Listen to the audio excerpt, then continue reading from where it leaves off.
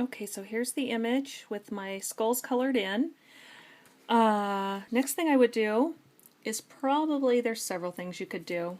We'll do this first. We'll go ahead, and I'm using my W Gray 4, my warm gray, and I just do little half moons on each of the eyes.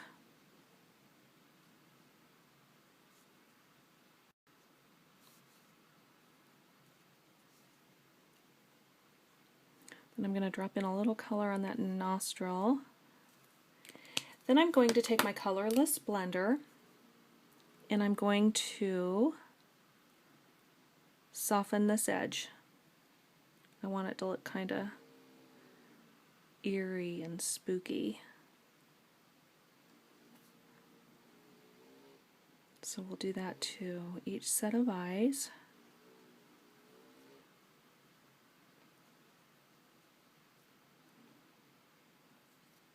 Now this Copic is really dry. This one I just re-inked, so I have it just dripping.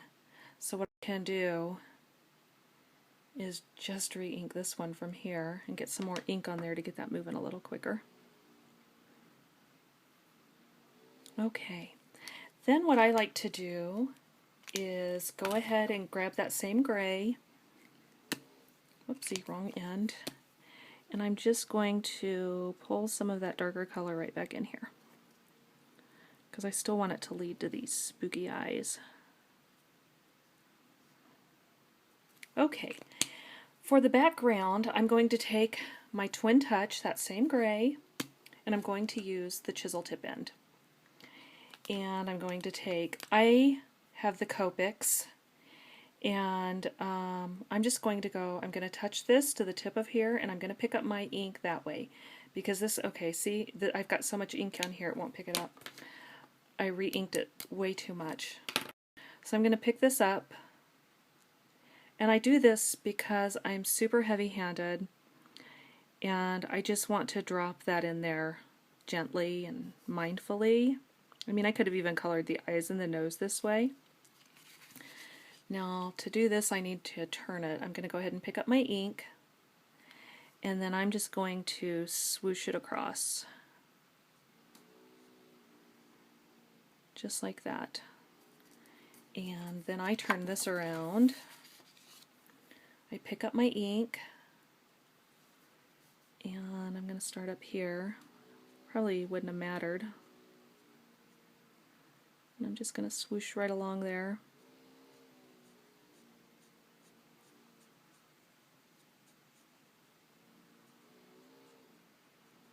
Add a touch of color down there. And then you can see that just gives me a spooky effect. And then I can just keep going over and adding color as I like, or I can stop there. Also what I want to do is grab my yellow, and I just like to add just I like a lot of interest or a lot of depth, so with my yellow I'm going to grab that in my colorless blender. I'm just going to make sure there's no ink on that. This is super wet. I'm crazy. Oh, see that big bubble? Bye bye. I'll show you how to fix that in another video coming up.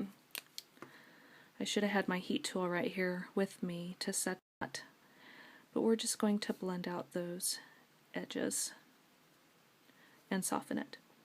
So super, super easy. Let me give you just a close-up of that.